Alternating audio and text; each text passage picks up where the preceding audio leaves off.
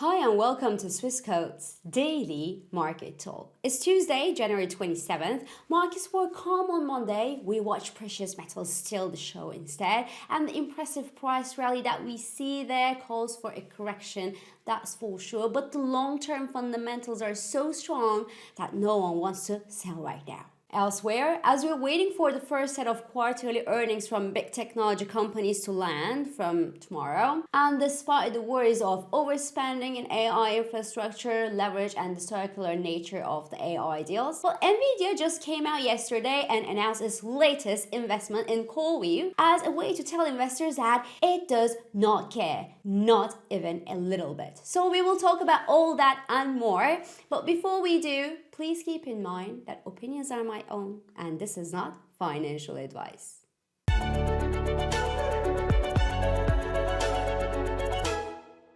This show is brought to you by Swissquote.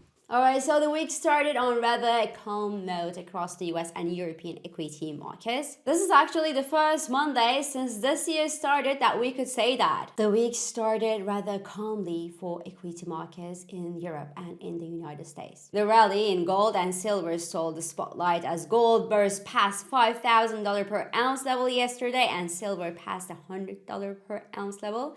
Both spend the day giving back gains, but both are again strongly bid in Asia. Now, a part of the move is speculation. There's no doubt about that. The gold's volatility index, for example, spiked to the highest level since 2020, suggesting that we will more likely than not see a sizable downside correction from the actual levels and probably in the foreseeable future. But the fundamentals that push these metals prices to these levels today remain very much alive. The exploding US debt level and potentially inappropriately dovish Fed policy down the line make the US dollar increasingly vulnerable to inflation. In other words, increasingly vulnerable to further value deterioration. And the US-induced trade and geopolitical tensions threaten the appeal of the US dollar as the world's reserve currency. Gold has indeed overtaken the US Treasuries in global central banks' FX reserves recently, last year, and this trend is likely to continue. Hence, the long-term outlook for gold remains positive, ladies and gentlemen. And looking at the historical data and historical trends, there is a chance that this rally extends all the way up toward the $6,500 per ounce level. As for silver, the parabolic rise that we see clearly calls for a sharp correction as well. There is little doubt about that as well. Some, however, prefer to look at this chart on a logarithmic scale, arguing that the relative value gains here matter more than nominal ones. That's generally what the financials and investors look at. So from that perspective, silver's move today, while obviously impressive, still remains broadly in line with historical trends. And that suggests that if we see a pullback, well, once the pullback has run its course, the rally has little reason to stop, especially as the US dollar continues to lose its fundamental appeal. So that means that many investors will remain constructive in gold and in silver and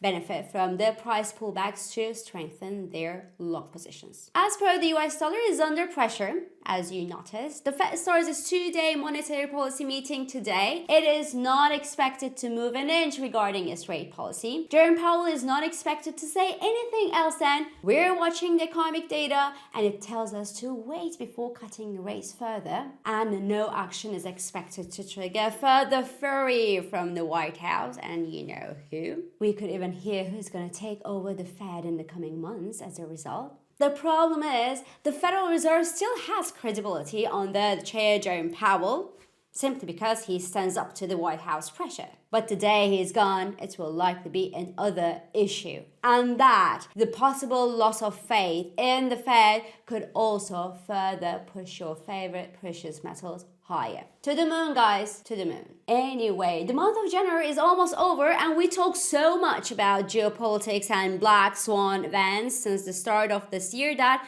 we almost forgot to wish a happy birthday to DeepSeek's chatbot that saw the daylight in January last year. So happy belated birthday, DeepSeek. Remember last year about this time, the arrival of this Chinese rival to the market had revived a lot of worries among Western peers about the possibility that the AI chatbots from China could be built with earlier versions of NVIDIA chips, hence they could be cheaper while being as efficient as the Western peers.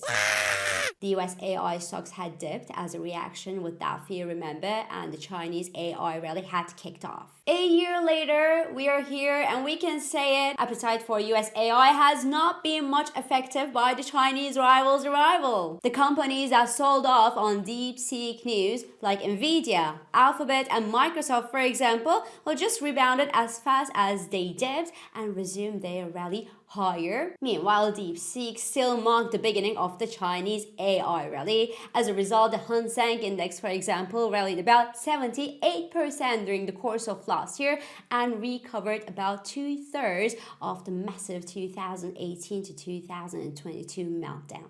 Zooming out, appetite in global tech and AI-related stocks remains quite strong still. The Chinese have probably not explored the full upside potential of their technology stocks, though the Chinese government is trying to calm down nerves. They're trying to calm down the game and avoid too much speculation there, while in the United States, the rally is being questioned broadly due to the overspending in AI infrastructure, high leverage, and the circular nature of the AI deals. Funny enough, the circularity of the deal, so the fact that companies like Nvidia, for example, invest in their own clients so that they could buy their products in return, doesn't look to worry Nvidia as much as it irritates investors. Not even a little bit. On the contrary, Nvidia announced yesterday that it will invest $2 billion more in CoreWeave, the NEO data center, remember, to help speed up the build out and AI adoption. Jackpot for CoreWeave that naturally rallied almost 10% at the open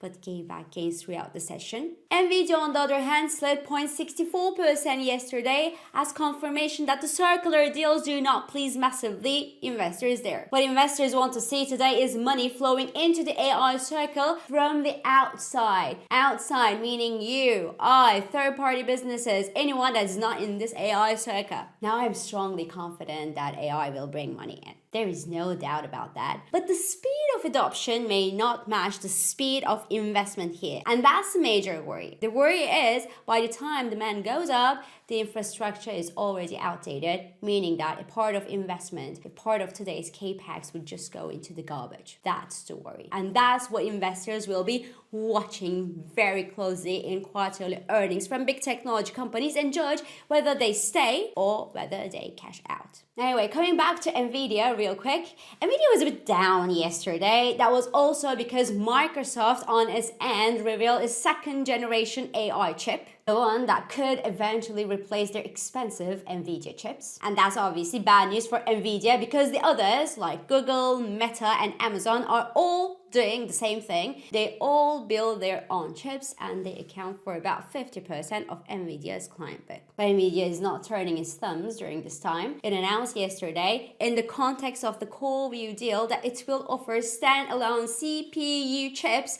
under the Vera brand to tap into the CPU market, which is where companies like Intel and AMD used to excel. For Intel, after a 17% plunge last Friday following the earnings and the warning from the CEO about manufacturing difficulties, it lost another 5.72% yesterday on news that Nvidia is now coming to the CPU space. There is no question the latter expansion of Nvidia into the CPU space is bad news for Intel. And for Nvidia, it will sure open a fresh revenue stream. But the market here is much more competitive than the GPUs, so will be the pressure on margins.